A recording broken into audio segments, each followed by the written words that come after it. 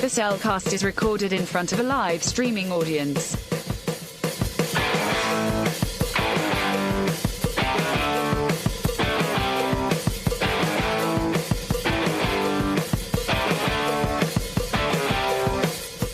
Hello and welcome to another episode of The Cellcast. Joining me today is a man who, well, just likes to see the flowers grow. Welcome, Jacob. No, I got tangled in my head. Thanks. Why? Thank you. Let me introduce our co-host, my host, whoever. A man who kind of like Moses decided to wander the desert for some reason or another, and he just popped up and be like, "Hey, I'm gonna go fightsy," and then go back to the desert for some reason. Welcome, Drew. And no, folks, we are not talking about Mad Max. No, we're not. Despite the fact it sounds like we're talking about Mad Max. No, this is 1986's influential anime, Fist of the North Star. What might be the most influential anime to the battle shonen genre of anime? Maybe? We'll get to why that might be. Fightsy. We'll get to why that might be here in a little bit, but Yeah. I will say this is not what I expected this show to be.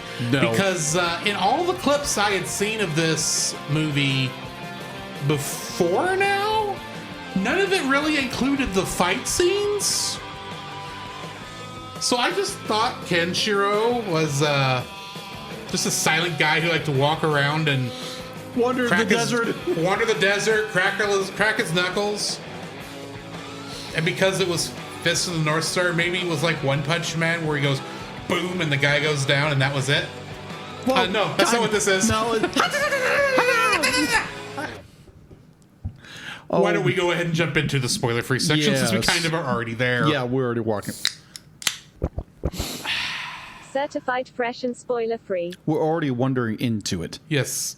So yeah, this is the first time I have ever watched this. I had seen clips of this for this movie in like YouTube anime documentaries before, and then like I've mentioned it before, AMV Hell had some clips that would make fun of this, but I had no idea what it was.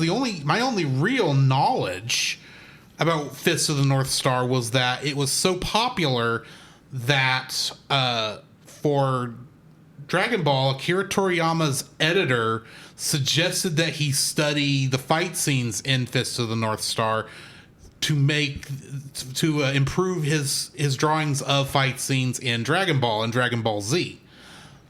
That's literally the only thing I knew about Fist of the North Star prior to this. Yeah. And yeah, I could definitely see it when I watched this. But I had never seen this before. I knew nothing about it. I also was unaware that where I thought I had found it 6 months ago, it would disappear between now and then. Right. Nope. So we'll get to it when we get to Jacob's part of the notes. But you may have to do some YouTube searching to find this. Yeah.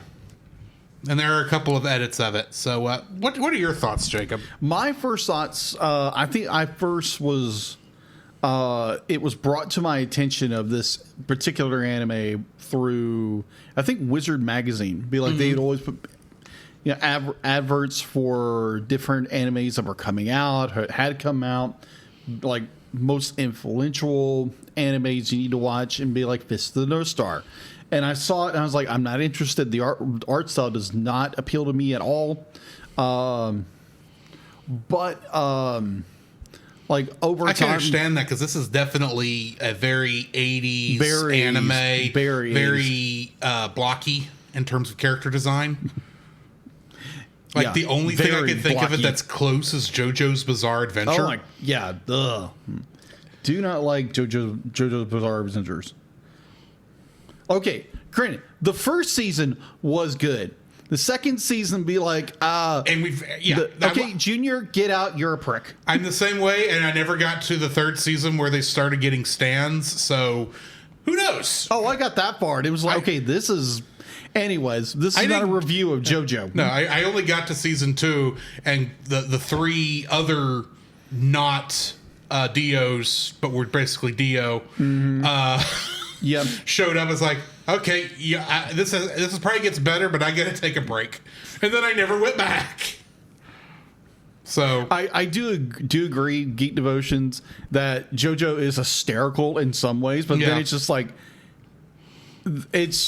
what in the world am I watching? I get it, but you thought this was a podcast about the Fist of the North Star, but it is us, Dio. I'm sorry. Back to actually Fist of the North Star. Oh my gosh! So like we I don't remember. Did you put it on here? Or I did. I put it on the list. You put it on there. That's right. I put it on the list because I like to try and mix up what I put on this for an offer. So I will put a Disney movie on there. I'll put a Pixar. I'll put a this.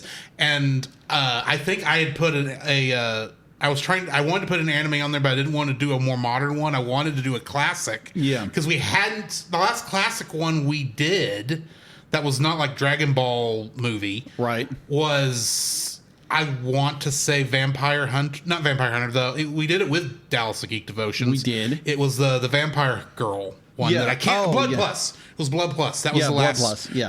That was what? A year and a half ago. Yeah, a year and a half ago. So we needed to put some more classic anime on this list. Yeah. So I went to what is the most classic anime, a list of classic animes, and compared that to what I could find at the time. And yes, I originally found this on Tubi. It disappeared. Yeah. And yes, it was the movie. I double checked. I did my homework. I cannot help it that was in January, and everything changed since then. Geek Devotion says he can help us with picking up classic anime. Well, if you can, appreciate it, bro. Drop us stuff. Yeah, Tubi was the problem. Sometimes they're there, sometimes they're not. True. Sometimes things stay there for years. Sometimes they're there for a weekend. Mm-hmm. Anyway, sorry, I interrupted you. So this got put on the list, and looking around, you can't find it anywhere. Which we found during the actual recording of the last episode. Yeah, we looked around and it's like, wait, you can't stream it anywhere. You can't. Well, you can go buy it for $100. Yeah, $300 for a Blu-ray. Yeah, no, no way. My wife would kill me over buying a stupid Blu-ray. Be like, can you eat it? No. Then why did you buy it? I can hear that argument, but I hate to tell you, so if you're paying $300, not argument, but scolding. If you pay $300 for something to eat, that stuff better be like the fruit from the tree of knowledge. No, I get it. And even that's cheap. That's a rotten one. That's a rotten one. That's a stem. Anyways, so we finally find a copy of this thing. I sent a link to Drew. It's like, hey, this looks like a good one. He looked at it. Wasn't very good. Well, you'd gone off on your vacation. I did. I went to go get. I went to check on it because I like to watch these things about a week in advance. Right. So last weekend, literally, I think it was last Sunday, I go to click on the link you sent me. And it was in 480i. It's like, this is doable, but surely there's a nicer copy of this on YouTube. And I found a nicer copy on YouTube and sent you that link. So yeah, which is the link I watch. And yes, we did watch it in English. Yes. What are my initial thoughts on a spoiler-free thoughts of Fist of the North Star from 1986? I have opinions, a lot of not very good opinions about this movie. They'd be like, yeah, I can definitely tell where this is a very iconic movie. This is a very influential film to the shonen fight, stuff. And I can definitely tell where they got a lot of the influence, even though half of it makes no sense whatsoever. I will throw that to the fact that we are watching a 72 chapter manga crammed into 2 hours. if we had watched the actual original series, it might make more sense. Probably. But overall, be like, it was one of these. Honestly, I don't know. I'm mixed about it because I understand the cultural impact it has on anime, on, I don't want to say fight choreography. What kind of fight choreography? Yeah, choreography this movie has is almost none. But it's more of a, you want to watch a really goofy film with a barely there plot and everything this modern culture hates, by all means, go watch it. Geek Devotions, I would not call it a shonen either. I do agree with you that it probably is more of a seinen, which for those who don't know, shonen means it's aimed at boys. Seinen means it's aimed at men.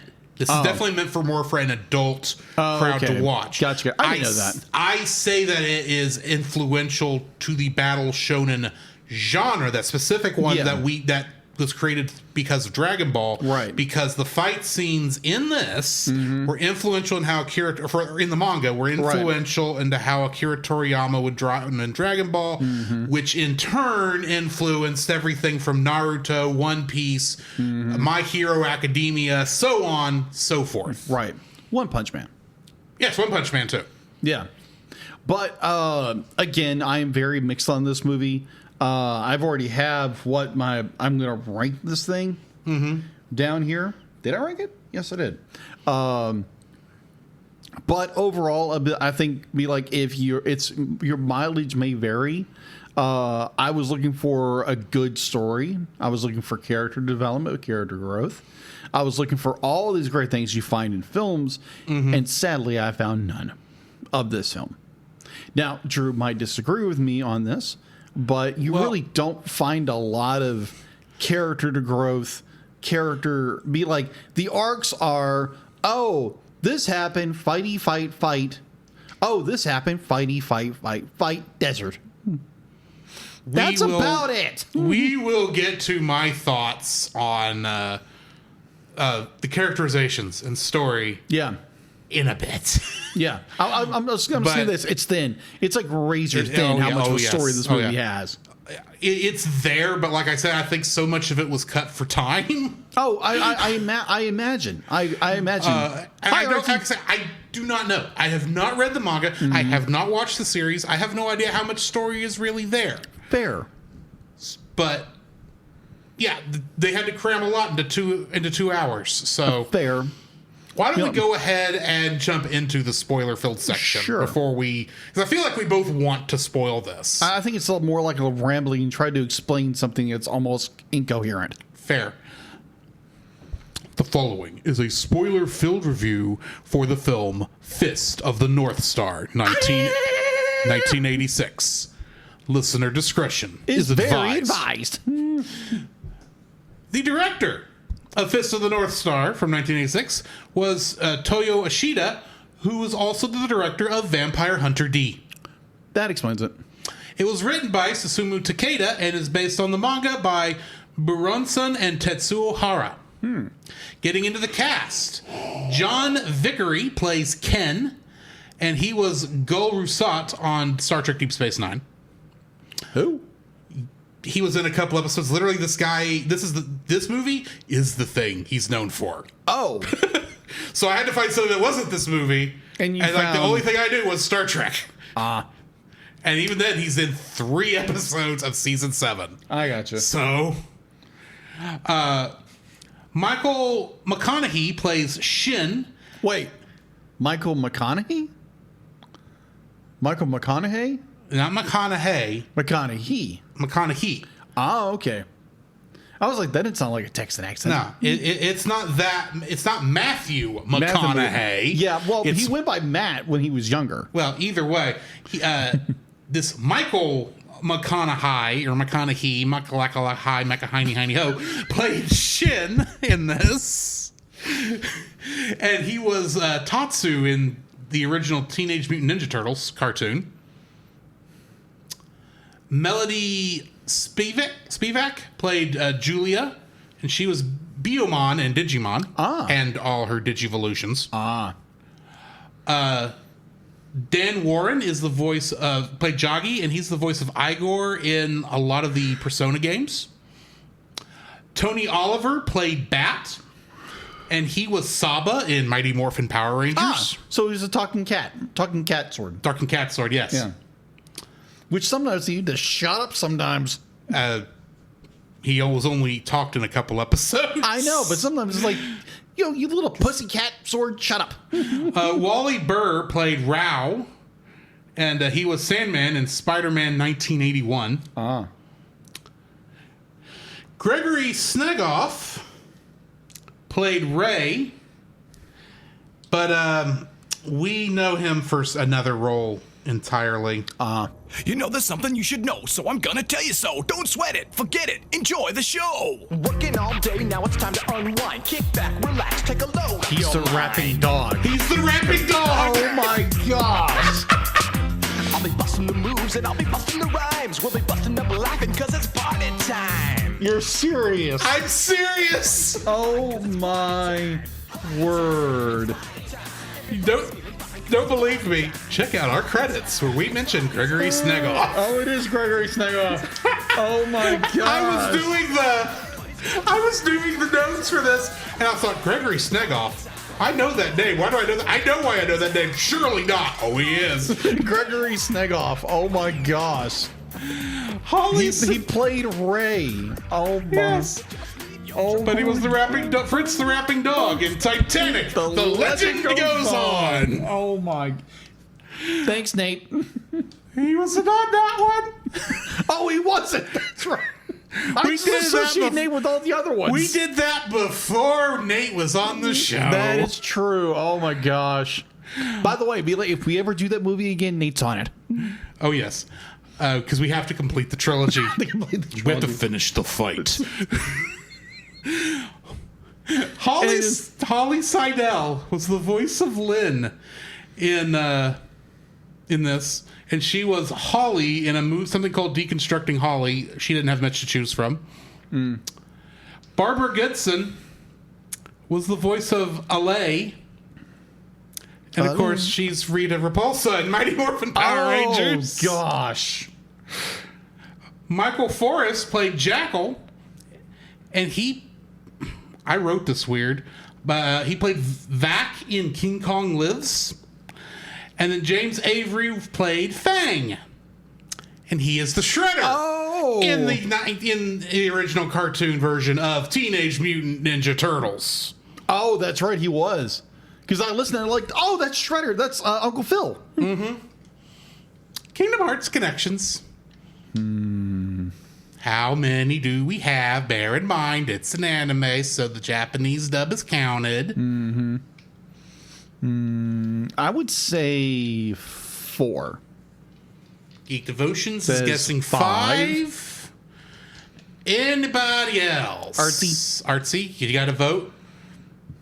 Pick a number, any number. That might correspond to how many Kingdom Hearts connections that we have.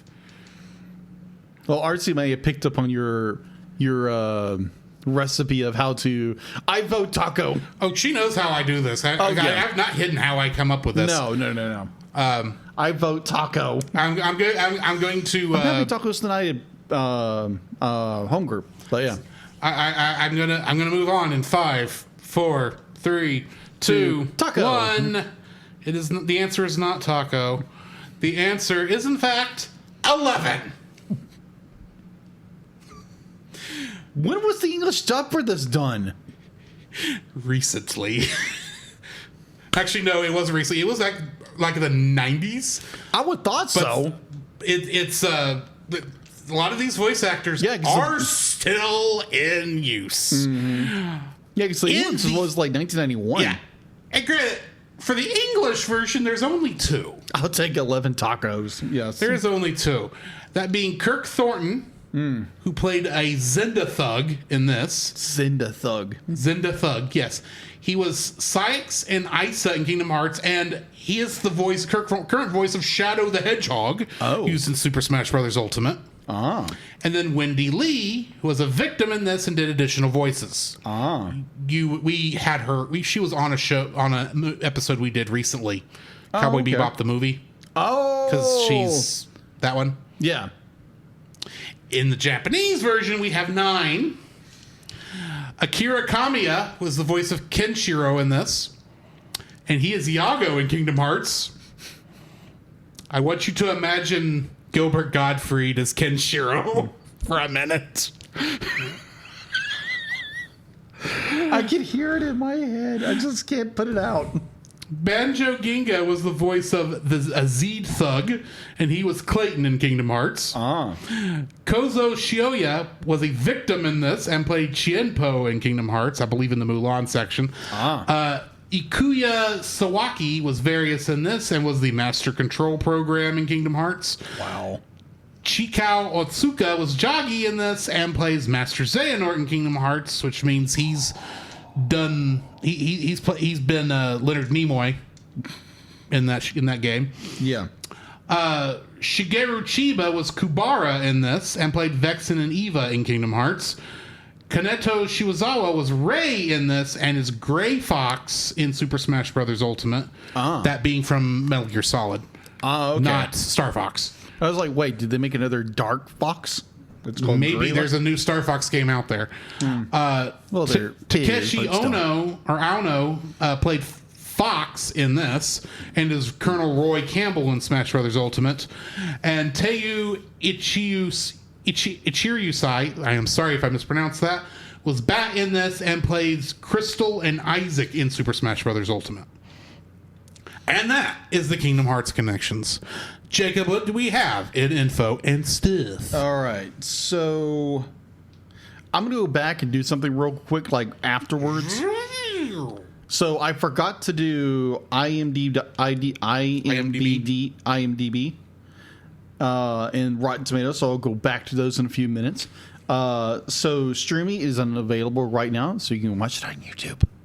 Or go pirate it. Because don't pirate, but you don't have to. Don't pirate if you don't have to. Yeah, don't pirate if you don't have to. Looking at you, someone behind the scenes somewhere. Physical media, if you want it bad enough, you can buy it on Blu-ray for $99.98. Again, Where? That's not that is low for the prices I saw. That's what I saw. I saw one for $300. Okay, that too. Again, this is out of print. Yeah. And I don't remember who currently owns the rights. I think that might be the problem. The last one I saw was Discotech Media. Yeah, I think so. I don't know if they've lost the rights because I think Crunchyroll has the rights to the series. They do. So who knows what's going on with that? Got it. All right, so production was Toei Animation, and distribution was Toei Company. Runtime was 110 minutes. Original release date in Japan was March 8th, 1986. For here in the States, it was September 21st, 1991. Can you guess where it premiered here in the States? California. Nope. No, Hawaii. Nope. Florida. Middle of the country, actually. Kansas. No, wait, that's not desolate enough for this movie. New Mexico. Close. Utah. Okay, I can see that because Yeah, nearly Utah. everyone. Because from what I understand, nearly everyone in Utah lives in Salt Lake City. Yeah, Salt Lake City, Utah. I've been to Salt Lake City, Utah. Beautiful, Bo. Oh, I'm sure it is. Yeah. Let's see. Box office. There's not much in the box office. We have its budget was 700 million yen. That would translate to $798,000 in US dollars. Box office, it was 1.8 billion yen. That translated to $2.11 million here in the States. Home release. In the United States, the film was released, licensed by Streamline Pictures, and given an English dub, produced by Karl Marx. Karl Marx. Not Karl Marx. Masek, maybe? Masek, sorry. I just read it as Marx for some reason. Right. Well, it's like, it's Marxism all over again. I get why, but no, it's Karl Masek. Karl Masek. He's the one who owned Streamline at the time. Yeah, Masek. It was, let's see, it had a theatrical premiere held at Salt Lake City, Utah, again on September 27, 1991. It was later released on VHS in 1992. A English dub was given an early DVD release in North America by Image Entertainment in 1998. Discotheque Media released the film on Region 1 DVDs on May 2029, based on the 2029? 2009. 2009. Okay. 999 now. Yes. Yes. 9, not 9, but 9. Okay. All right. So, based on the high definition video transfer produced by Toei from the previous year's Japanese DVD release. It features both the original Japanese audio and the English dub, as well as many extras include that were a revised ending because the video transfer is the same one used in the Japanese version. The text used in the title, intertitles, and credits are in Japanese, even though these were previously changed for the VHS release for the English dub. The first print of the DVD features several translation mistakes in the subtitles. Later prints on the DVD, which include a different cover art. And that's basically what I have at the moment. Yeah, I am so glad you didn't hit a piece of trivia I'm happy to bring up here in a minute. Go for it. Let's go ahead and get into the summary first, though.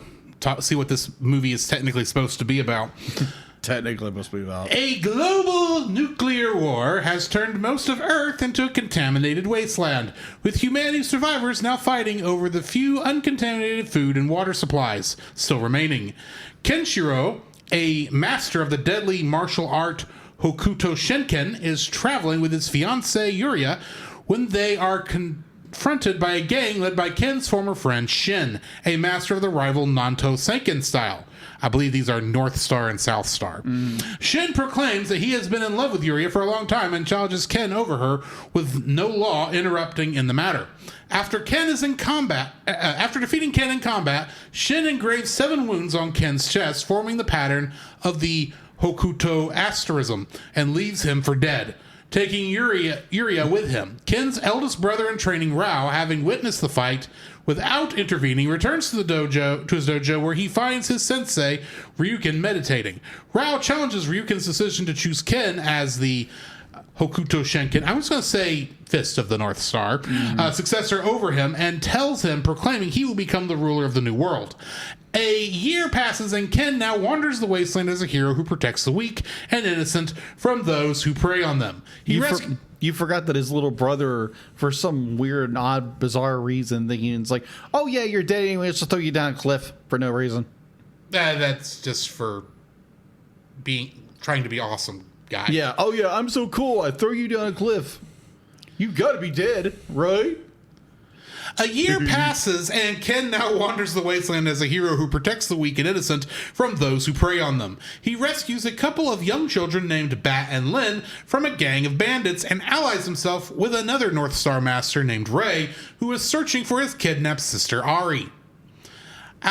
Ken learns that Ari's kidnappers is none other than Jagi, another former brother in training who has been impersonating Ken in an attempt to tarnish his reputation and draw him out. Ken heads to Jagi's hideout and defeats him, rescuing Ari in the process. Before he dies a gruesome death, Jagi reveals that he is the one who convinced Shin to betray Ken, and that he is now living with Yuria in his stronghold, the city of Southern Cross. Elsewhere, Rao, now a conqueror known as Ken-O, or King of Fists, has amassed a huge army, expanding his domain by defeating rival warlords, and begins heading to Southern Cross. There, Yuria is treated with a life of luxury, living under the rule of Shin, who now leads his own army as well. However, Yuria refuses Shin's offers of affection, longing to be reunited with Ken. When she overhears that Ken is still alive, she attempts to sneak out of the city, only to be taken captive by Rao, who challenges Shin to a fight to the death. A while later, Kenshiro arrives. Which we never see. A while later, Kenshiro arrives at Southern Cross, only to find the city in flames and Shin's soldiers dead. Shin is still alive and fights Ken, but the battle does not last long, as Shin has already suffered from a mortal wound from his encounter with Rao. Before dying, Shin tells Ken that Rao has taken Yuria captive and has headed to Cassandra, the city of wailing demons. Lin arrives at Cassandra along with Bat and Ray, where they witness Rao's army marching through the streets. Lin sees Yuria being held by Rao's men during the parade and decides to break into Rao's dungeon later that night with Bat. The two meet Yuria in her cell and give her a plant grown with the seed Yuria gave Ken before leaving, giving hope that Earth's soil is fertile enough for plants to grow. The plant catches Rao's attention and Yuria is immediately sentenced to a public execution the following morning. Ray challenges Rao, but he proves to be no match for him. Ken rushes to Cassandra, but arrives too late to stop Rao from inflicting a mortal wound on Ray. After Ray dies, Kenshiro and Rao unleash the full fighting aura to battle each other, destroying most of Cassandra in the process and leaving both substantially injured and exhausted of their strength. Rao defeats Kenshiro by managing to knock him unconscious. However, before Rao can deliver the finishing blow, Lin interrupts the fight and implores him to spare Ken's life. Impressed by her bravery, Rao agrees to Lin's request and walks away, vowing to postpone the battle for another day. Ken leaves Lin and Bat and continues to search for Yuria, who mysteriously vanished during the final battle. I like to point out that Yuria during this final battle was on a cross, a crucifixion pose. Yeah. This didn't point that out. Yeah. But let's get into the trivia, shall we? Yeah. Vampire Hunter D of the 1985 anime movie of the same name makes cameo appearance as a villager in the scene where Rao's second in command, Ugyr, reveals the pot of flowers to the people. That's right. Toyo Ishida, the director of the film, directed Vampire Hunter D 1 year prior to directing the anime. Real anatomy was staged to depict the gory explosions of the villains. Ryuken's speech regarding the nature of life and death, which opens the English dub, is quoted verbatim by Jeru the Damaja on the intro to his classic album, The Sun Rises in the East. And lastly, Fist of the North Star released in Japan on VHS as Hokuto no Ken, in 1988, 2 years after its theatrical release. The late release was due to the decision to animate a new ending, but also it would also be let me back up. On November 21st, 2008, the movie was released on DVD for the first time in Japan with a remastered high-definition transfer. The new version of the film included the theatrical cut for the first time on Japanese home video, albeit only for the first print run. Because the revised ending was recorded on different film stock, it did not undergo the remastering process, resulting in a drop in video quality when that scene is played. Unlike in the theatrical version, in which Kenshiro falls unconscious during the final battle, the revised ending has both fighters still standing when they're about to deliver their mutual finishing blows before they're interrupted by Lin. However, if you go and watch this, you will note that much of the violent scenes also decreases in visual quality every time, and it has these filters. Stupid filters. On top that were included to make, because the biggest complaint that this movie had in Japan was that it was too violent. So to help decrease the violence, they put filters over it for the home video release, which also is why it took 2 years to do it. The unfortunate thing is, since they did not remaster the version, the footage made for the home video release, even though they still show that cut of the film, it drops to 480, and it drops to VHS quality video every single time they use these filters. It's supposed to lessen the violence. To me, it highlighted the violence and made it worse. It did.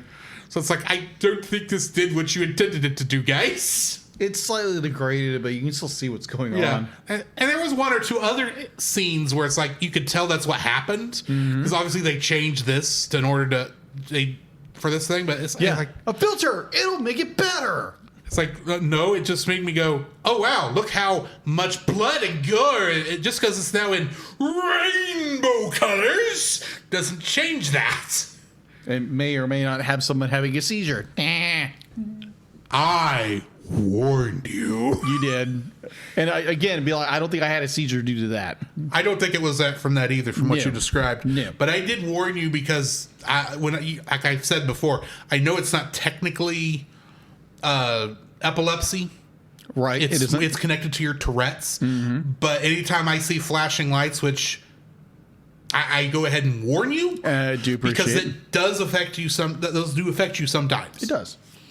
But there was so much in this, I was like, oh no, I'm going to kill Jacob. Because I put this movie on the list. It's like having Marchand on the show. Be like, how can we break Jacob today? This is why Friday, when you texted me about, you didn't text me about putting it off. You texted me letting you know that you had a seizure. What happened? And my first thought was, oh no, I killed him. I caused this horrible seizure that's costing him a day's worth of work. Because literally the night before, you were fine. I was fine. You were fine. You talked about, I'm going to go watch this when I get home. And 10 o'clock the next day, I had 3 seizures this morning. I was like, oh crap. Did I do that? No, you did not. That would have been bad. It's like, bad dreams of like... flashing lights and honey. Yeah, admittedly, we did miss, because we did watch the English version, we did miss the meme of them saying "nani" over and over again. That's a meme, apparently. But anyway, I think every time they said "what," because "nani" means what. But anyway, interesting. Jacob, what is your first like of this film? What is my first like of this very bizarre film? I'm just gonna recognize the fact to be like, this movie has redefined generations of different anime, different viewers and what have you. Be like, it affected the Shonen Jump. It like the fact that it is such a violent, gory movie that is so hyper violent about everything, and it is redefined like what we think of as anime, what we redefine as fighting animes, what we redefine as probably in some ways, I guarantee it probably had a lot of influence on JoJo's Bizarre Adventures. I guarantee that. I'm not sure the timetable on that, so. But because these are around the same time. Okay. The mangas were. They may have influenced each other. The anime, probably. But the manga, I'm not sure. Yeah. But, I think just overall be like just more the how what's the word that eludes me for the moment? How it has affected the genre of anime and animation in general. So I think just how impactful it was. That's my first like. My first like for this film is the fight scenes. Not just because they're gory, but like we've mentioned, this was an inspiration for how fight scenes would be drawn in manga going forward, and that does translate to the anime based on those. On those manga, to the point where I'm watching this having never seen it before, and I'm seeing the techniques that I'm so used to seeing in other shows being done here probably for the first time on showing this, and I'm kind of getting this weird nostalgia high off of this movie I've never watched before, which is always cool when that happens, when you realize this is probably where it started. Probably. So I appreciate the animation on this is very smooth and nice for most of it. It is still an anime OVA, even though it was theatrically released. And so it does very much have that 1980s. I'm not gonna say cheap look to it, but it was definitely not. It was it's a cheaper animation style. I would say, and definitely based off of the character models, I'm assuming, for the TV show that was airing before this. But the animation itself is just so stinking beautiful throughout the whole film. It's not like groundbreaking, like most of the talking scenes is not groundbreaking at all. No. But when you get to those fight scenes, both with and without the stupid filters, it's actually some very beautiful fighting going on in terms of animation. It's very smooth. It's very action packed. It's very, very good. I do wish I was seeing the actual theatrical version without the filters, so that it wouldn't have these weird degradations and such, and seizure-inducing colors. But that aside, in terms of visually, it is a very well done post-apocalyptic movie that actually kind of makes me want to look into it more, just because I have questions that I feel like the movie, because of how much it's adapting, could not really get into. I don't know how much of that's true. For all I know, I could go to the manga and the show, the TV series, and it's not much better. Probably. But this is technically before the... they were doing 52 episodes at the time, 52 seasons, but this was before the long-running, continuous stuff like Dragon Ball, so... Unless I'm wrong about that, because I could be. I don't exactly know. Dragon Ball is like the earliest anime series I'm aware of that I watched regularly enough. So, but yeah, I just think the animation, especially in the fight scenes, is beautiful. And that's my first like. What's your second? My first like is actually the background of dystopian landscape. It's done very well. They do a very good of capturing the carnage.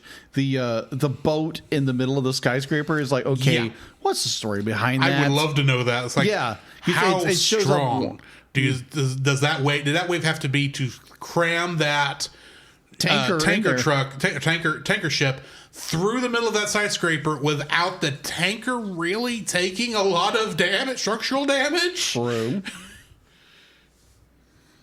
Yeah, I found it so unique, and I was like, wow, this is beautiful in a way. Just like its background and its the way they do design of like the cityscapes and the hellish deserts and wherever. I'd be like they can be simplistic in some ways, but in other ways they're very like highly detailed. And you see, like when the main female character of this movie, like she goes down, Yuria. Yeah, Yuria goes down in the subway and sees all this carnage of all these bones piled up. Of when the underground train finally stopped moving, during the apocalypse, and it's just like total devastation. All it is bleached white bones and.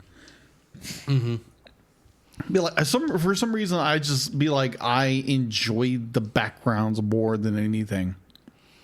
I'll agree. Above all the fighty stuff, and it's just more the backgrounds got me more, and it's like, oh, that's interesting. I'll agree. There are a lot of shots in this movie that could be paintings. Oh yeah, they are paintings that you could hang on the wall. You know what I mean? Like the kind of stuff you would hang on the wall. Right. You can't say that about everything. No, you can't. That would be that high art. But I mean, here, yes, a lot of these stuff. It's devastating, post-apocalyptic, but in its ugliness of destruction, it's also beautiful in a way. Agreed. Yeah, there's one particular scene where I think they're walking up to the city, or one city or another, and there's a passenger plane just parked middle of nowhere. It's just like, okay, does that have anything to do with the plot? No, but it's nice to look at. Yeah. So that is my second is a dystopian landscape, and how they to me, the background was more of a story than anything else.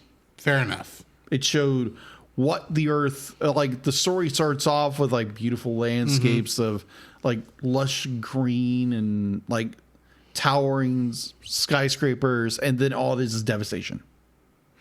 And it's like, okay, I like that. What's your second like? Kind of bouncing off of that, but a little more focused. There are a number of times where you get these nice shots, like of the desert, or like at the very beginning, there's a shot kind of as the world is kind of coming to the pre-bomb world is coming to an end. You have this shot of this lake, and you can see the little reflections of lights off of the surface through the use of I don't remember exactly what the technique is called, but I think of it as backlight animation, where it's got basically what they do is they'll take the celluloid and kind of cut out like bits and pieces and then put a gel behind it to kind of let the light shine through to create the effect. Agreed. There's a couple of shots where it's like, it is drop dead gorgeous in how it looks. And that was one of the things where I looked and go, oh yeah, this is definitely going to be a well animated thing. This is going to be awesome. That's part of the backgrounds, but it's like the absolute magnitude of how much of that they did for basically just showing you where stuff is. And then I would love to think that as part of the actual martial arts stuff that we can't see because of the stupid filters, that maybe there's some more of that kind of stuff in there as well. Yeah. Like with the effects of like the different attacks and such. But unfortunately, we can't see it because of the stupid Instagram filters. It wasn't Instagram at the time, but they're basically Instagram filters. Yeah. Or TikTok filters, whatever you want to call it. You know what I'm talking about. I know. We'll get to that later on. I think I'm kind of teasing some of my dislikes. Right. But you've been teasing your dislikes the entire time. Yeah. Don't we all? Yes. But yeah, the use of that backlight technique with the water and the sand in a lot of shots was just, I don't know why I find that more impressive than a lot of other places, but here it was just like very impressive and helping to set the mood, the tranquility of the scene for the short time it's going to be tranquil. Yeah. So yeah, that's my second like. What's your third? Mine, I actually had to make this one up on the fly. It is a story-ish. So let me explain that real fast. It is a story-ish. There is a plot line. There's a plot line. It's basically Ken is trying to get, what is her name again? The girl? Yes. Yuria? Trying to get Yuria back, and, she's being, tossed and turned by all these other, very powerful guys, in air quotes. And I'll get to that in a minute. But the... like, it does have a story. There is a plot-ish to this movie. And I do appreciate they try to put a plot in it. They try. Is it done very well? I don't think so. But that's just me. So, yeah, it has a plot-ish. What's your third like? It was kind of a backhanded oh, yeah, it's definitely backhanded. With a 2x4. My third like for this...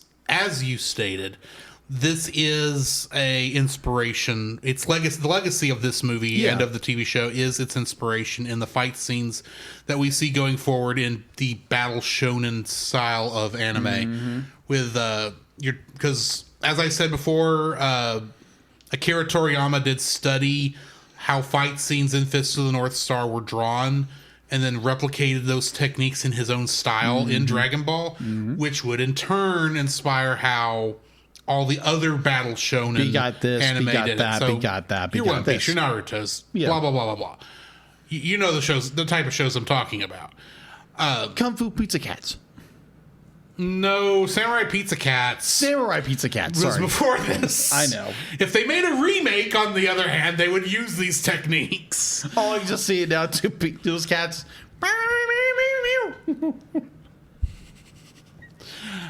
But yeah, I broke myself. The legacy of these of the way, how this handled fight scenes was just so good. Like I said, it brought nostalgic memories seeing these techniques being used, despite the fact that I'd never seen the movie. It just the legacy that this brought, that this created, just shows you how maybe this movie may not be the best reflection of the importance of Fist of the North Star, even though it's where they really got to do the fight scenes like the craziest, since they weren't being held back by the very lax censorship of that era of Japanese television. But there were still some censorship there, some standards. But yeah, the legacy of this, even though I still do not know the who's, the hows, and the whys of why anything is going on. But we'll get to that in our dislikes. Yes. Go ahead, Jacob. So bash this story head in. I feel that's where you're starting. Oh, kind of, but there's no need to go rant master. It's just more my general thoughts on this movie. My first dislike, it is a nonsensical story. It does have a plot to an extent. Like I said, ish plot. It has a very loose plot. Fight. Woman is passed around like a white elephant gift during Christmas. Fight, end. That's all this movie is, literally. Be like, yes, there's little things about environmentalism and that kind of thing here and there. Yeah. But, or be like, oh, this little girl's special or something like that. Oh, she has the touch or whatever. Not that. She's got the touch. Yeah, She's got the power. Actually, that would be Kenshiro, since he let her, since he was able to do a couple things. Now she can talk. Yeah, now she can talk, and somehow now she has this great aura for some reason. And it's like there are plot points that is like, this could have gone so differently. It's like, oh my gosh, this girl, like the horse senses her power and the bad guy stops and he looks and it's just like, oh, I can sense it too. And trots off. I'm like, what the fudge is going on? And there's so much in this movie. It's just like, oh my gosh. If they did a movie like this today, it would get canned in 3 seconds. Just saying. But I'm watching this. I'm like, okay, I get where you're going. Okay, this guy. Oh, these guys were friends. Now they're not. Oh, these guys are brothers. And now they're trying to make each other. And I'm the North Star. No, you're the North Star. I'm the North Star. I want to be Star. That's what it sounded like to me, this entire movie. It was a bunch of guys that were like, I'm the Fist of the North Star. No, I'm the Fist Star. I want to. I want this woman. No, I want her. Basic movie. So as I stated, you'll know. Stated or stated? Stated. I keep mentioning the number 72 in referring to how many chapters of the manga that this is adapting. I want to kind of put that in perspective. Okay. That is basically all of the Namek saga, as in everything from them blasting off to Namek in Dragon Ball Z there. Right. To the actual defeat of Frieza. They crammed all that into a 1-2 hour film. Oh yeah, the equivalent of that. I completely succeed. Be like, yes, that is what happened. Obviously, a focus on fight scenes. That is the main focus of this. That's what they consider to be the thing to focus. There is a plot line, but but for this film, just for this film, I'm not saying this is true of the manga or the series. I'm saying for this film. This is what a good friend of... This is the same complaint I have for this that a good friend of ours on the Retro Rewind podcast named Francisco Ruiz, a.k.a. Roy. Captain Roy. He hates that I call him Roy. I don't care. This is the same complaint he has basically for Monty Python and the Holy Grail. In that movie, he considers it to be a series of skits lined up end to end with a plot line inserted for the excuse of giving them connective tissue. I do agree with an extent on Monty Python a little bit. In this, I feel this is the same way. There is a plot line here. Yeah, there is. It is there, but it is the least important part of what they're doing. Yeah. Like, they're mentioning stuff that I have a feeling are much more important to the overall plot, but it was not important to the plot of this movie. Or of what they were trying to do with this movie. This movie was, we want to do these early on epic fight scenes back to back, and we're giving you just enough story so that you aren't fully and completely lost on why they're fighting. The problem is, I'm completely lost, since I don't know why or who any of these people are. I don't know why they're fighting. I don't care what minor things you inserted. It makes, there is a plot line. It's just so paper thin and threadbare. It might as well have been made out of cellophane for how much it's there. So do these characters have growth? Probably technically in the original story they did. Is there a coherent plot line that's interesting and brings imagination? Obviously, there must have been, in order to keep this manga going for as long as it did and to produce not just an ongoing television series at the time, but a movie. So there must be something there.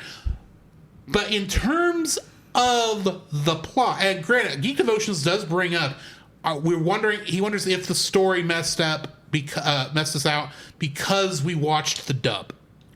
And that is possible that the dub did not explain stuff very well. Because I will tell you right now, it is not the greatest dub script I've ever heard. No, it is not.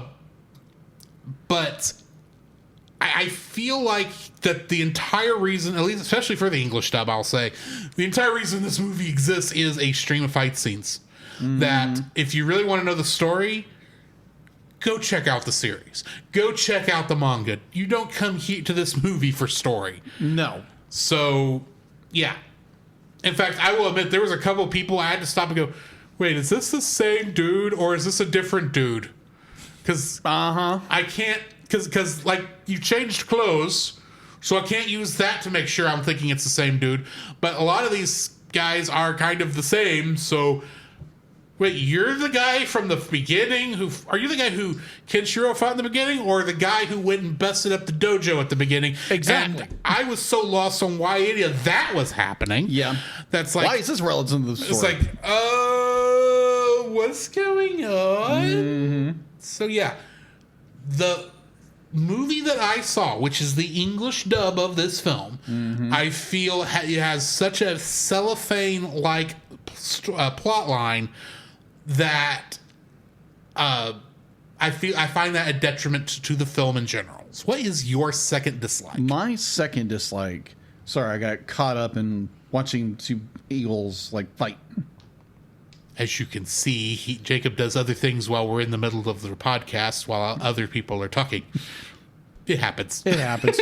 I have the attention span of a squirrel. I have no room to talk. True. But my second is an unresolved ending. To me, it's an unresolved ending. You have two guys that are beating the crap out of each other, and apparently there's an alternative cut to it, what have you. But there is be like, oh, I'm going to finish Ken off. No way. Be like, he's special. No, wait a minute. You're special. Here's a seed. I'm going to wander off. Hey, if he wakes up, be like, make sure he's healthy and give him some seeds. Be like, if he wants me, I'll be on the dojo. That's it. I want to go out on a limb here. Okay. The theatrical ending was probably the ending you would have preferred, since it actually resulted in a character's death. It did. That would have given some closure to the story. Because it's like you have this massive fight. Everybody's telling him, don't fight him, don't fight him, don't fight him. And the character says one word and it's like, yeah, you know, that kind of thing. And it just results in like complete, utter devastation to everything around it. I'm pretty sure a lot of people bit the dust on this one because these two guys decided they wanted to fight. and deciding, like, I want to be the fish in the North Star. So you get this end of the fight, be like, Ken's completely out of, be like, he's out. Be like, little girl walks up, tries to spare his life. It's like, no, you're the special one. Be like, make sure he gets healed up because I'm going to be at my master's grave.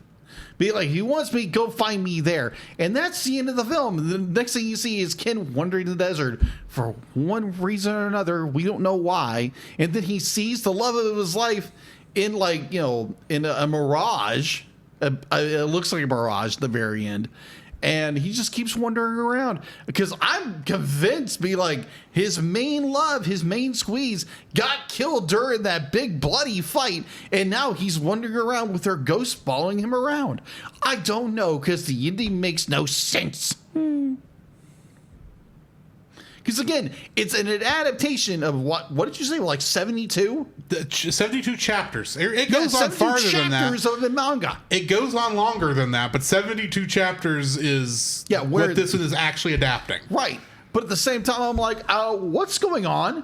Be like, there's no solid resolution, and it's just our character gets healed up, and he starts wandering the desert because apparently he's looking for his phantom girlfriend. And that's like a year. Hang on. Yeah, a year and a half of publication in a manga magazine in Japan, because those chapters are released weekly. Yeah. So my second, just like, and I've already been teasing it all episode long. No, you think? The stupid Instagram filters. Redmaster activated. This audio clip owned by Nate Marchand of the Monster Island Film Vault. For more information, please go to monsterislandfilmvault.com. Okay, first of all, you want to make the fight scenes less violent? Cut them and reanimate them. I know that's more expensive, but that's the only way to do it properly. Secondly, if you have the guts to animate this in the first place, have the guts to release it on home video unaltered. Just put this is not a thing made for kids. This is made for adults. Put it in the back next to the naughty stuff if you have to. Well, you know, Blockbuster, they would just throw this in the kids section. I'm not talking about in America. I'm talking about Japan, where this Instagram nonsense was thrown in the first place. I am not throwing any shade against Instagram. It's not your fault that you created these filters that are now the easiest thing I can compare them to. I apologize, whoever owns Instagram, which I think is Facebook, which is technically Meta. I don't care. But, well, if all you did was cause three things to happen. A, we are now permanently required to watch these things in V4 ATI VHS footage that had very poor deinterlacing. Two, you highlighted the violence. You didn't make it easier to watch. You made it colorful. You made it more obvious that, we think this is too violent because there's only a grand total of 2 scenes where you didn't bother to, where the problem was because you reanimated the dumb ending that you have the same problem. I get why you may have done this in the 80s on the VHS, but in the year of our Lord 2009 going forward, just release it unrated. Third, you go and make the fight scenes, the stuff that's obviously the stuff we're afraid that the kids are going to imitate. You have less of that violence. But the people dying from atomic explosions at the beginning, you leave alone perfectly completely fine if they're not edited or changed at all. What the crap? What the flamingo, dude? I'm talking about Toei. flamingos, not mango. Come Toei on. Entertainment. Y'all have gotten my money for many different reasons, for many different shows over the years. This is the most baffling decision I've ever seen you make. Just fix it. You obviously have the original footage. Just let Crunchyroll or whomever who's going to get this, let them release it uncut, and let's just move on. And we'll get to my third here in a minute. But if you're going to do that, please record a new dub. Jacob, what's your third dislike? My third dislike, again, be like, I saw this and I was like, I had to bring this up. This was so bad. Again, understanding this is the 80s, so this was created in the 80s. And again, be like, am I a advocate for any of what I'm about to say? No, I am not. I am not an advocate for it. I'm bringing it up because it is so glaring, it's not even funny. So I wanted to bring it up. Mm-hmm. Okay, so be like, you have so much hyper masculinity that is very toxic, that all of these are beefed up men who are the strongest, the fittest. Be like, if we go down to the social level of it, it's called social Darwinism, survival of the fittest. Mm-hmm. Thanks, Darwin. but like, you know, I'll be like, I'm not going to go there because that doesn't have nothing to do with that. But be like, this movie, just like, oh my gosh, I'm looking at this. I'm like, okay, it's a bunch of beefed up guys who think they're the strongest of everybody around them because they can beat people up. Oh my gosh. Be like, are you recalibrating for something, guys? Be like, deep down, let's get psychologically here. Are you recalibrating for something that you might be, you know, lacking in a certain area of your life, bro? Come on. Jokes aside, anyway. Be like, this movie, oh my gosh. It's like the fact that they like I said before, they toss around the main female character like she is the most prized white elephant gift at the biggest Christmas party you ever gone to. Like, seriously. It's like, oh, Julia, be like, whatever her name is, belongs to me because blah, blah, blah, blah. It's like, no, I actually whispered in her ear, blah, blah, blah, blah, blah. It's like, what? And like, I understand, be like, again, I don't support this crap, but I'm just bringing it up because it drove me freaking nuts the entire time. I had to actually look up what social Darwinism was because I thought it was social Marxism, but the two of them don't have no correlation to each other. So, like, really, survival of the fittest? Really? Because the survival of the fittest really doesn't mean anything if we're looking at the totality of things. Be like, oh, because I'm big and bad and I can beat people up. Oh, yeah, I'm the strongest. Not really. Not really at all. It's like, oh, yeah, the guy who's making water, you're going to kill him because, oh, he's weak. It's like, he was trying to save everybody. You just murdered the guy who basically you doomed us because we can't get water because you killed the one guy who can fix it. Chop, you know, bravo, because all it is all bronze, no brain function whatsoever in this entire movie. It's like, yeah, you do have a plot. You have Ken who's trying to find the love of his life. He gets beat up. He gets thrown down to a ravine, and he just comes marching back through the desert because a little girl went wee or something. I don't know why. That makes no sense. But like the movie, like the story is just like, again, what the crow is going on here? And then you have characters who are like, oh, I'm the strongest character. Rah, rah, rah, rah. Look at me.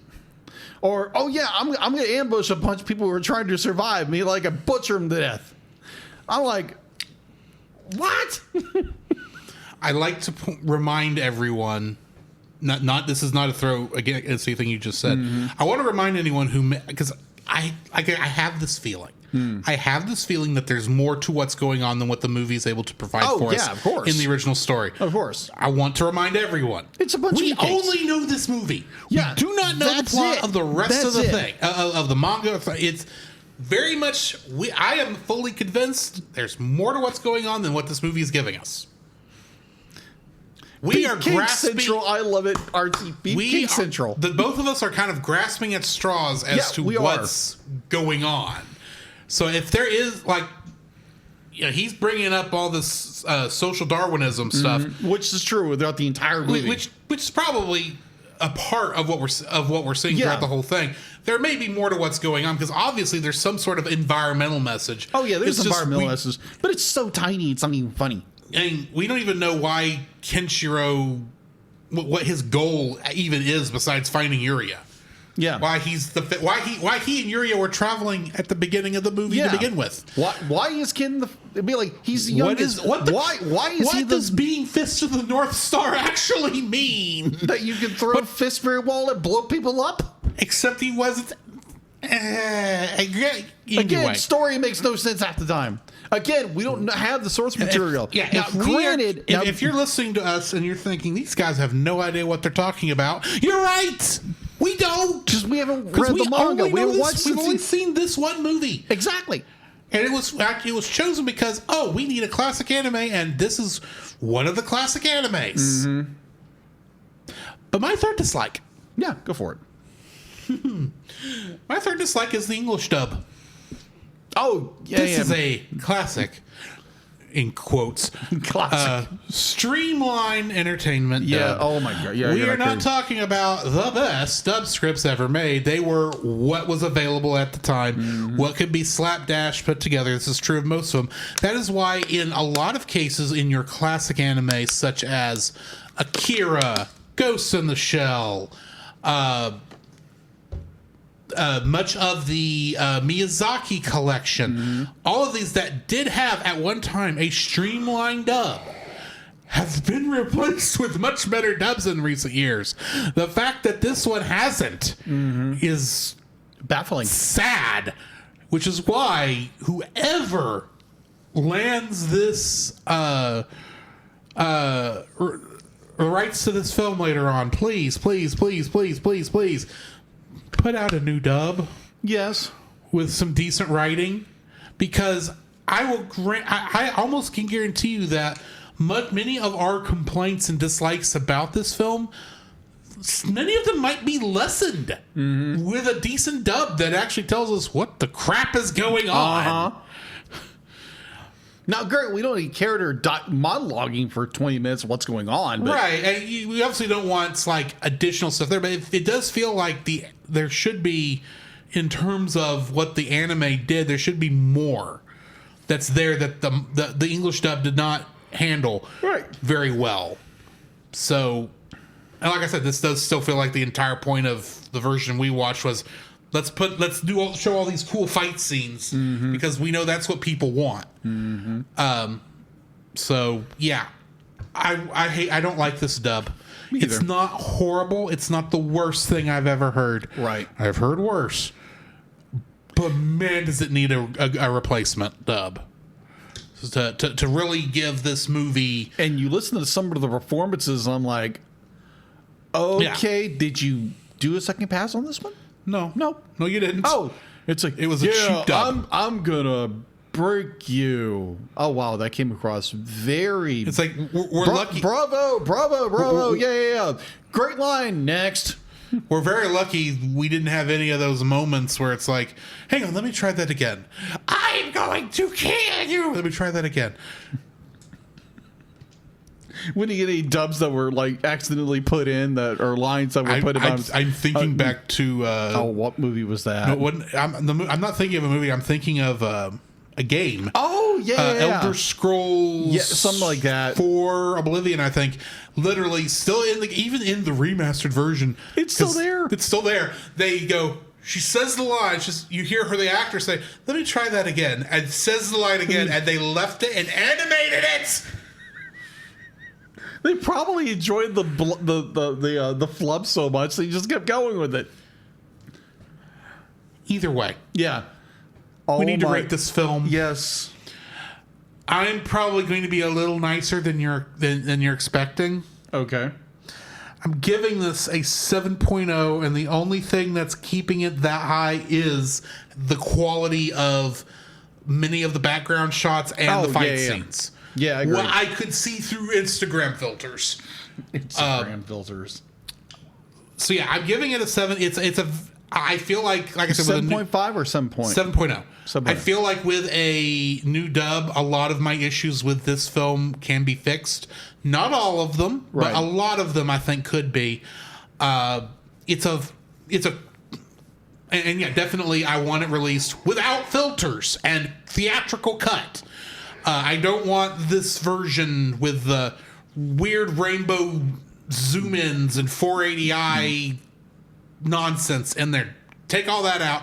Give me the original theatrical remastered version, please.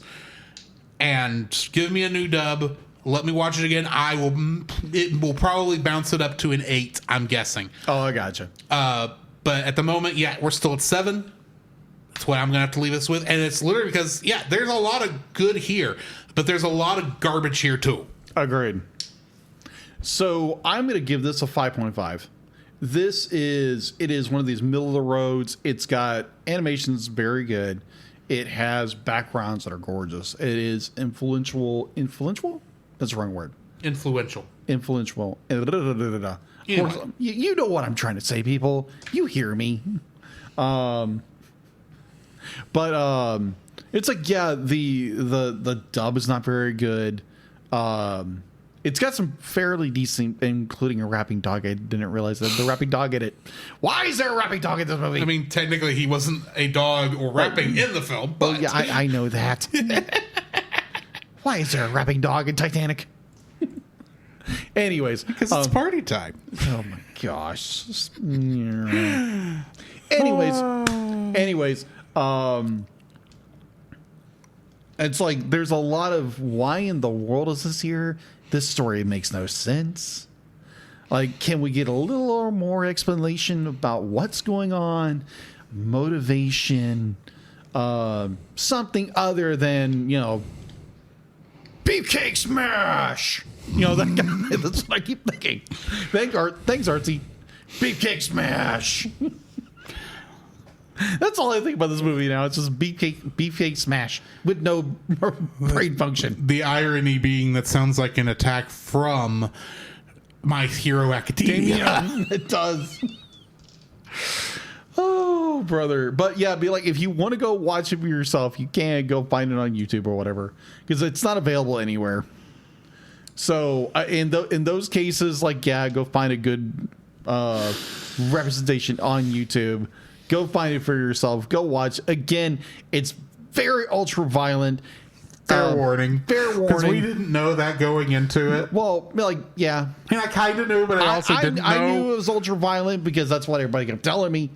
And yeah, ultra violent. It's very flashy and colorful. If you have epilepsy or seizure prone, be like, I didn't have any issues. I don't think I did. But it might be like one of these, final moves. Be like, you're dead. You don't even know it yet. Just wake up in the morning like, no, stupid kid. Yeah. Anyway, that's why I had a seizure, because I had one of those delayed punches. Delayed hits. Delayed epilepsy, not epilepsy. I don't know the right word. Seizure. I know it's seizure, but I mean seizures. Anyway, either way, non-epileptic seizures. Right. Anyway, yeah. So that was I got attacked by this movie. It was delayed until the morning. I went, yeah. So with this movie, again, be like, I'm not making fun. I am not making fun of people who have seizures. I have seizures, so I just make fun of my own. So do this as well.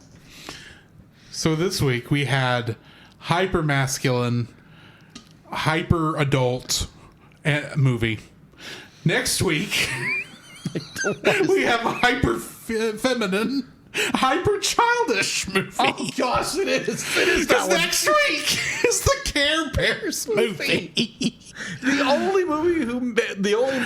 movie that saved Nirvana after the horribleness of rock and roll. Oh my god, you're not kidding. The movie, the cartoon translate to movie, the only one who succeeded at all, the other ones flopped. I'm not kidding. Go look at the history. It's so bizarre. Care Bears the movie was the one who made it, and everybody else just flopped. But that is next week. Why don't we play some bumpers? Or Yes. play the intermission and get to some Batman? Yes. This podcast is a proud member of Culture Box. Whether you enjoy geeky reviews, comedy, or original fiction, you can open up the Culture Box and find something excellent for your soul. Point your web browser to culturebox.media. This week we suggest checking out Geek Devotions. Geek Devotions is a collaboration of devoted geeks that are devoted to letting people know that they are loved. They produce a weekly geek culture-infused devotional, their podcast, talk, and written articles, all designed to encourage and challenge people in their geek communities, bridging the gap between their faith and their geekdoms. You can find all their content at geekdevotions.com.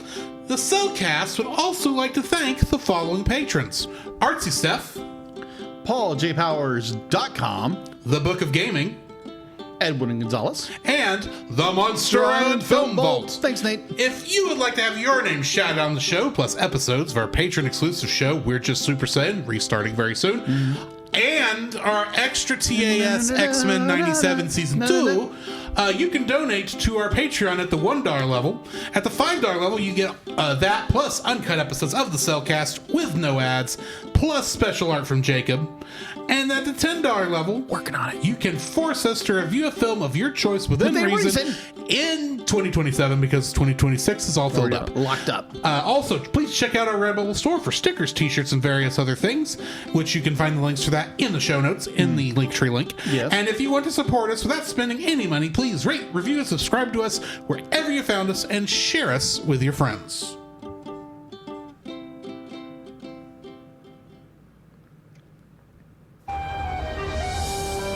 I am vengeance. I am the night. I am Batman. Batman. Buffman. I hit that too early. Whatever. I'm sorry. I was kept waiting for you to say something, and when by the third time you didn't. I was trying to figure out something so stupid, and it was like, beefcake, beefcake, beefcake. And it could have been He-Man, He-Man. Wait, that's the wrong show. Berserk, Berserk. No, wait a minute. This is the wrong movie.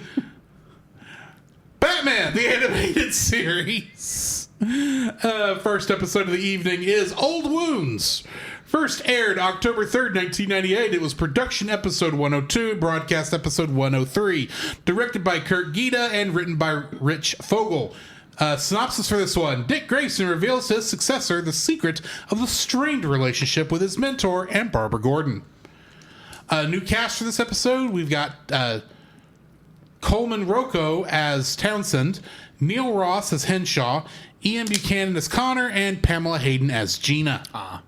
Trivia for this episode: this features most of this episode is an extensive flashback that bridges the gaps between the first couple seasons and this season, aka between the Adventures of Batman and Robin and the new Batman Adventures. Yes. And explains why Dick Grayson, the original Robin, quit crime fighting with Batman and became Nightwing, a hero of his own, as well as how Batgirl got closer to Batman.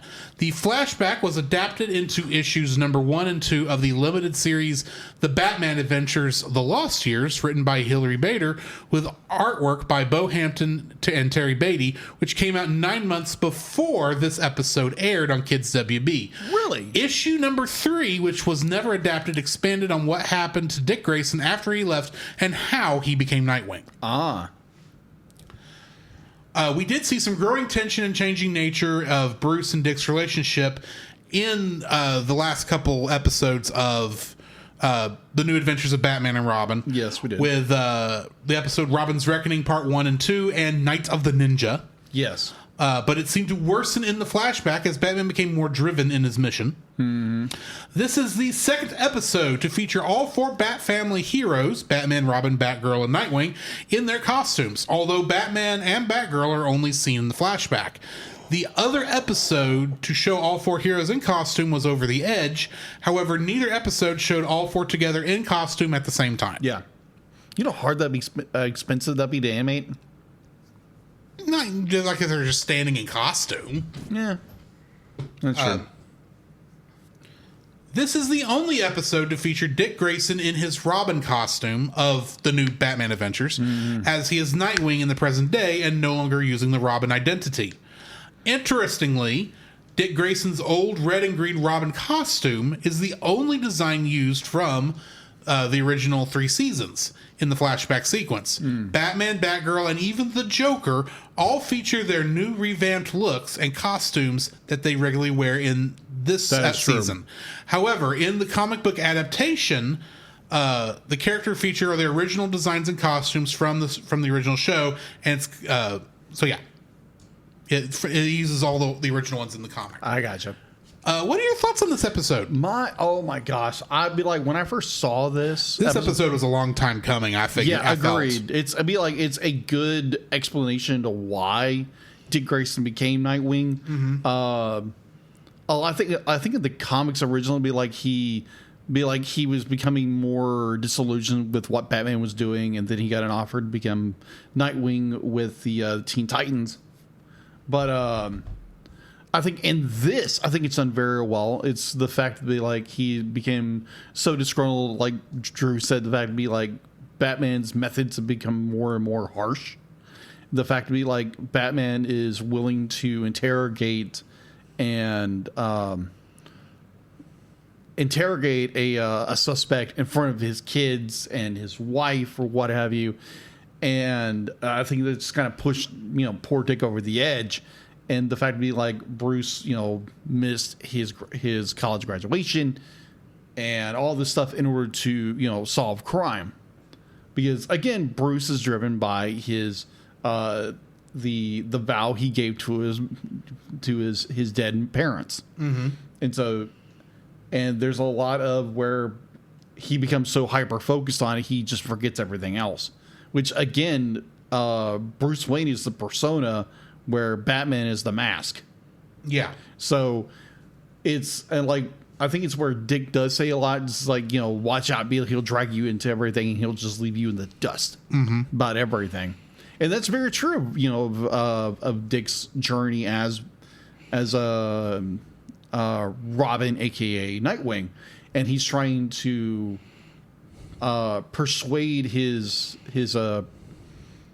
someone who precedes the other. Successor. Yeah, successor into being cautious about what's going on because, Bruce is going to do this. And again, I think Tim Drake. That's Tim Drake, right? Yeah, it's Tim Drake in this one. Yeah, it's Tim Drake. I mean, granted, this version of Tim Drake, as we've said before, has a lot of qualities also of Jason Todd because they kind of combine the characters. They did. But I do like where it's like, Tim Drake does show more of, be like, yeah, he's not like that anymore.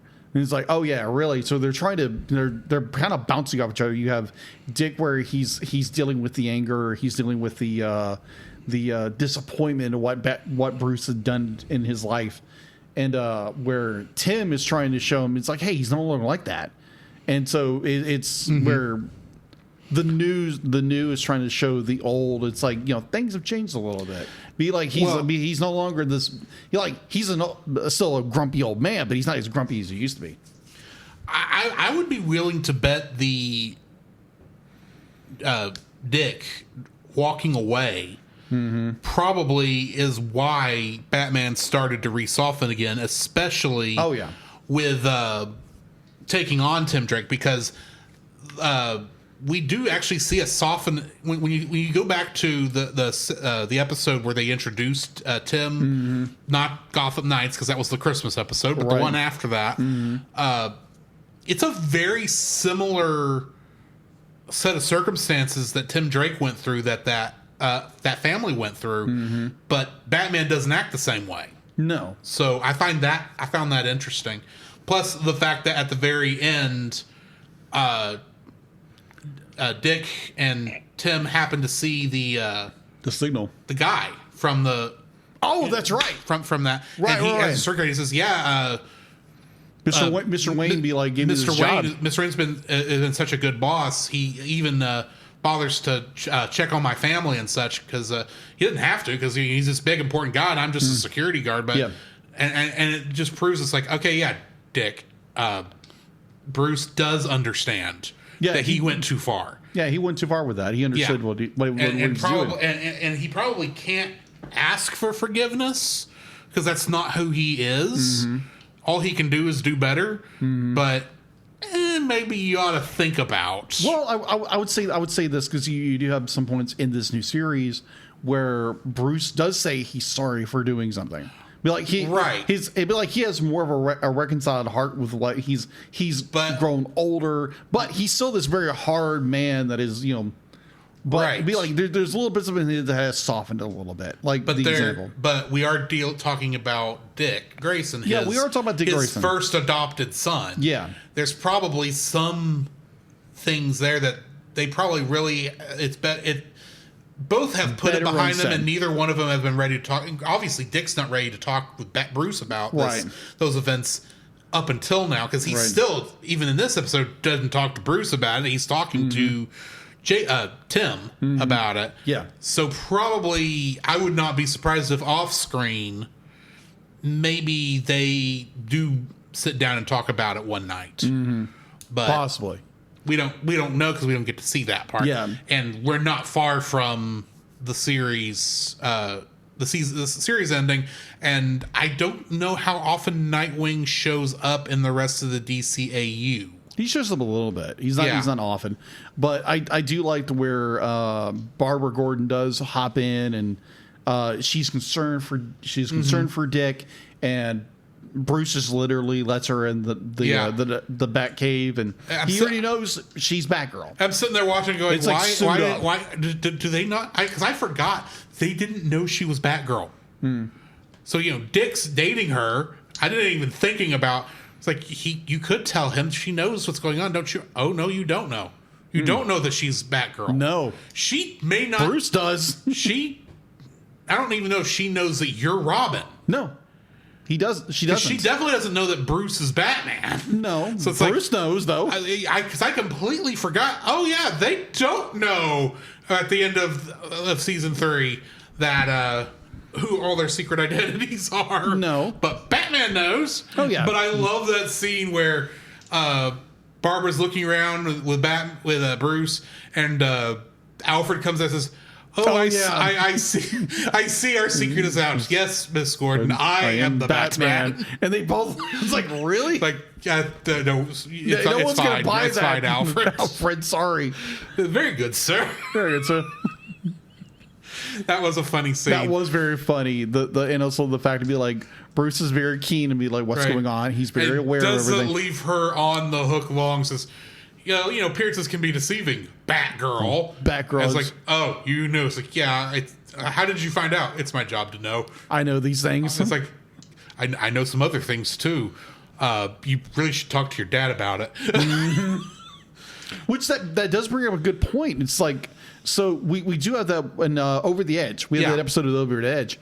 So does that imply that conversation never concluded to what we hypothetically, Jim Gordon's knowledge of Barbara Gordon as Batgirl is still up in the air. Yeah. He stops her before she can admit it, and it's supposed to imply that he knows. Yeah. If we assume that implication is true, Bruce is probably the one that told him. Maybe. Or Batman is the one who told him. Maybe. And says, hey, I want you to be aware of this. She doesn't know that I know. But as her father, it is your right to know that this is what's going on, and I'm not going to be the one that keeps it. That's why throughout the rest it's very important to remember that most of that episode is Barbara Gordon's fears, because Bruce is, Batman in that episode is kicking himself for not ever having talked to Jim about that. Well, that's as far as Barbara knows. Yeah. The fact that like Barbara doesn't think that Batman or Bruce Wayne are the same person, nor does she does discern that they know her identity. Yeah, despite the fact Batman knows they're good friends both sides of the mask. So, this was a nice episode. I enjoyed finally getting some closure on what happened between Bruce and Dick between seasons. And I do kind of like that they held it off for this long, so that way it would build. Even if I was starting to go, will you just tell us what happened? But yeah, I enjoyed this one. Nice. Agreed. You ready to go on to the next one? Yes.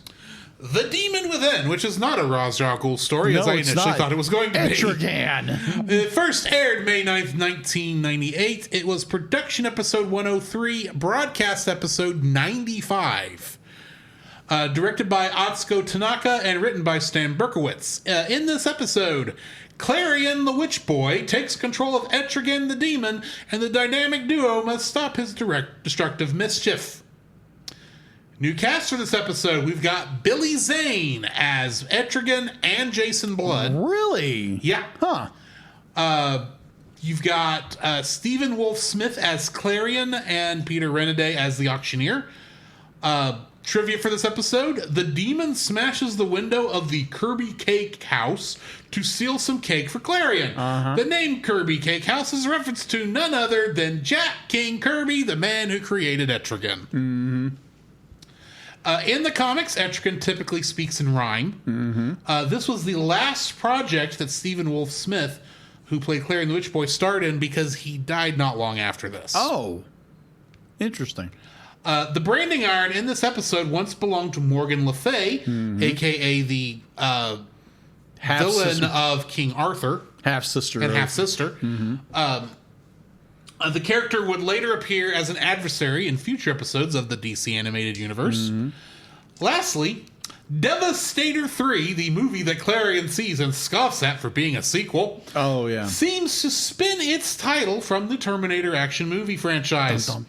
Also, the name of the movie's star, Donald Schultenpepper, is a clear spin on Arnold Schwarzenegger. Oh, that makes sense. Star of the Terminator franchise. At the time this episode was produced, the latest film in the franchise was Terminator 2 Judgment Day in 1991. Which should have ended there. It should have.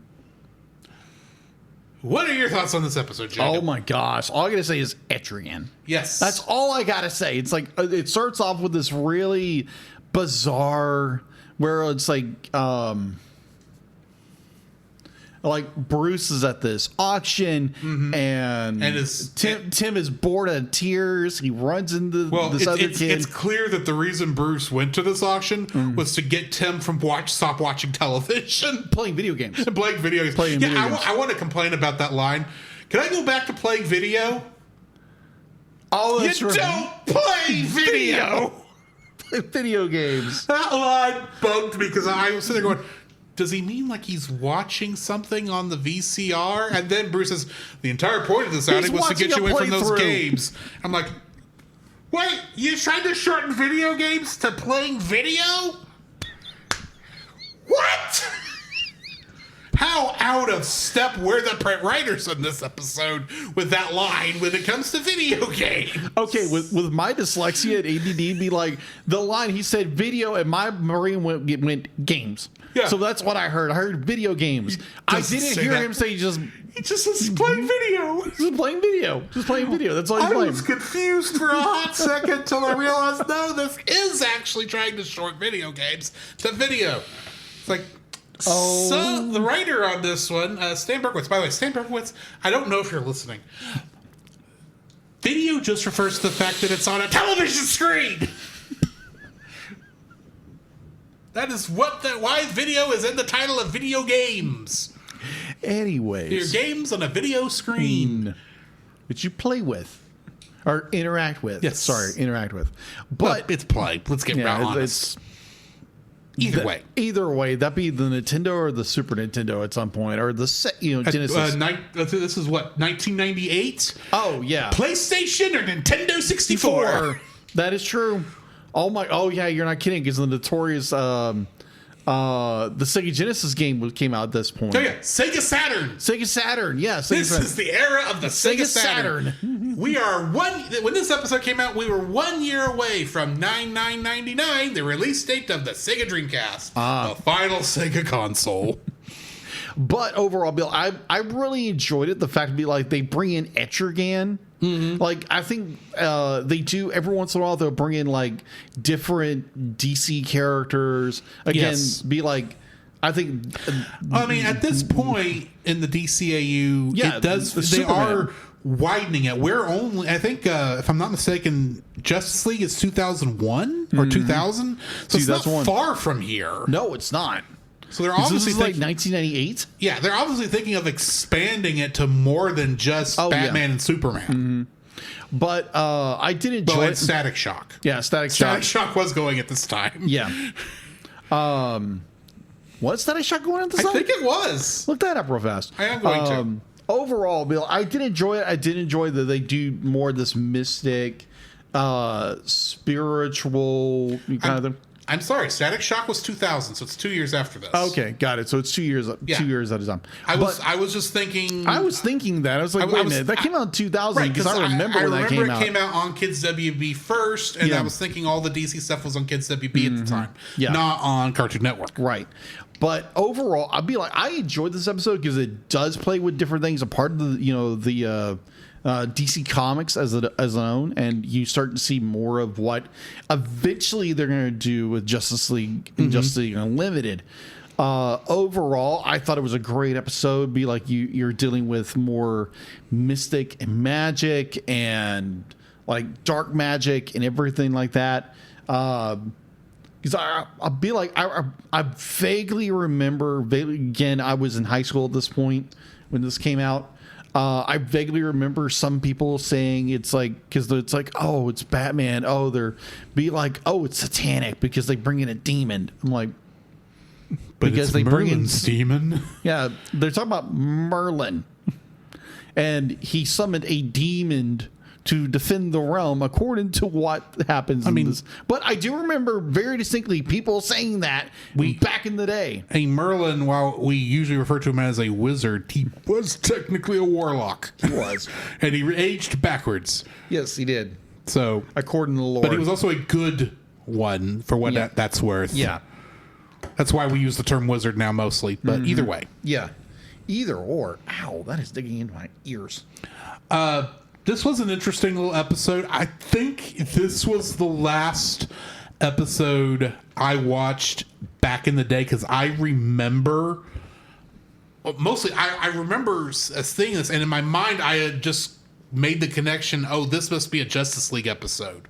Yeah, because that makes sense. I don't remember much from the new Batman Adventures. I don't honestly and so either. And if you go back into our library back to when we did Sub-Zero, I mentioned that I had watched all of the Mr. Freeze episodes, which included the one we already did for this one, and being surprised that the artwork changed. So it tells you how much I didn't realize there was an artwork change until recently. So this one was in my mind for many years, but I had, just because I had seen it also with the Morgan Le Fay episodes with Etrigan in Justice League, I assumed it was connected there. I remember thinking this was an odd decision back then, but I mean, in many ways, this is kind of a fun episode. I just don't even think of Etrigan as a demon, if we're being honest. That is fair. He is, but I don't think of him that way. No, I agree. It's and it's a fun episode. It's where Etrigan gets a new master, and all he wants to do is do kid things and cause chaos. He's still a kid. He's still a kid who's a spoiled brat. Mm-hmm. It's like, oh, I don't get what I want. Wah, destroy this. I still want to know why being a witch boy makes his hair grow into horns. Yep, fair. That's a weird design choice, but that is a weird. That's what they did here. I kept expecting to find out that Clarion was actually going to be like the son of Morgan Le Fay or something, but that would have been interesting. And I expected Morgan Le Fay to show up, for a good portion of this episode, and especially when they name dropped her early on. True, and it's like I was a bit surprised she didn't show up, but this was a fun episode. It was a nice little it's a nice reminder, that they at this point in the universe they were expanding, because watching just Batman at this time, I'm noticing I'm forgetting that Superman was going on at the same time and had a year on this season. Yes. And we're in the second season, so I was just expecting. I keep forgetting that this is a bigger universe than just Batman. In watching this, so because I was watching more Superman, I think at this time. Fair enough. But yeah, I enjoyed this episode. I do remember seeing it back in the day, but I categorized it differently. But yeah, this is a good, fun episode. I enjoyed watching this episode. I'm kind of looking forward to the next one, actually. Because the next one we're doing is Legends of the Dark Knight. Oh, yeah, I like this one. This is a good episode. From what I've seen of the... Just looking at screenshots, we're going to have flashbacks to older series, including Hanna-Barbera. Yeah. So that'll be fun. Also, next episode, we're going to be watching Girls' Night Out, which probably means Catwoman, Poison Ivy, and Harley Quinn are going to be having a good old time. And Batgirl, probably. Well, Batgirl's probably going to be the one to stop them. Probably. But, yeah, join us next week for that. We are in the tail end of our nearly year and a half with a gap coverage of Batman the Animated Series. Literally, we've only got a couple episodes left. So very true. Join us next week for that. You got anything to put out there before we close the show? Not that I know of. Again, thank you guys so much for listening. Thank you for subscribing. Thank you for watching. And we'll be back Friday for another episode. For the Care Bears. The Care Bears, yes. That was my pick. I wanted something different. Don't worry, I've got something else later on. Yeah, oh yeah, we know. I know. Be prepared, people. This is going to be interesting. Oh, yes, it'll be interesting. But in the meantime, Care Bears. This has been Drew. This is Jacob. And we'll catch you in the next frame. To follow Jacob and Drew's individual internet exploits, check out the Linktree links in the show notes. You can email us at thecellcastpodcast@gmail.com. Follow us on Twitter or X at @cast_cell. Follow our Facebook page, The Cellcast Podcast, and join our Facebook group, The Cell Nation, our YouTube channel, Cellcast, and our Rumble channel, The Cellcast Gaming. You can join us every Friday night at 7 p.m. Central for our live recordings of our episodes on Twitch, Facebook, YouTube, and Rumble. You can also join Drew on those same streaming channels on Tuesday nights at 8 p.m. Central for gaming streams. You can listen to our podcast on Apple Podcasts, Spotify, or anywhere else fine podcasts can be downloaded from. Please rate and review us where you found us. Our theme song is Drop and Roll by Silent Partner. Our bad movie theme is It's Party Time by Gregory Snegoff, with additional audio from the film Titanic: The Legend Goes On. And remember, that's Cell with a single L.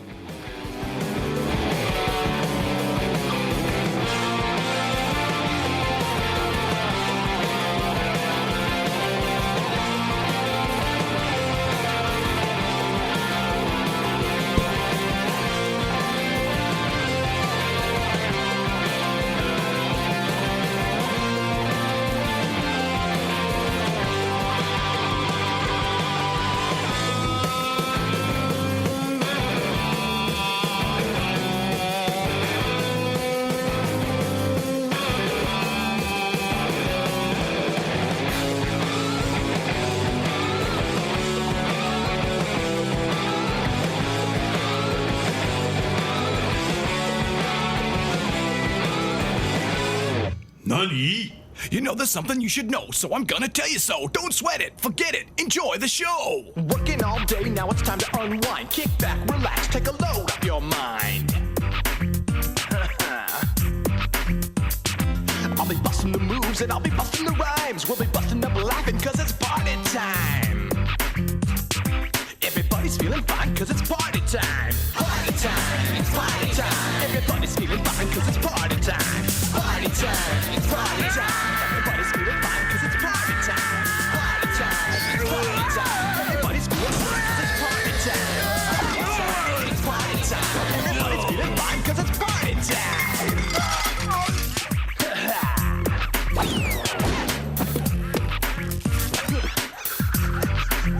just leave your troubles at the door, leave your worries behind. Leave the rest up to me, you're gonna like what you find. I'll be busting the moves and I'll be busting the rhymes. We'll be busting up laughing cause it's party time. Party time, it's party time. Everybody's feeling fine cause it's party time. Party time, it's party time. Everybody's feeling fine cause it's party time. Party time, it's party time. Everybody's feeling fine cause it's party time. Party time, it's party time. Everybody's feeling fine cause it's party time. Party time, it's party time. Everybody's feeling fine cause it's party time. Party time, it's party time. Everybody's feeling fine cause it's party time.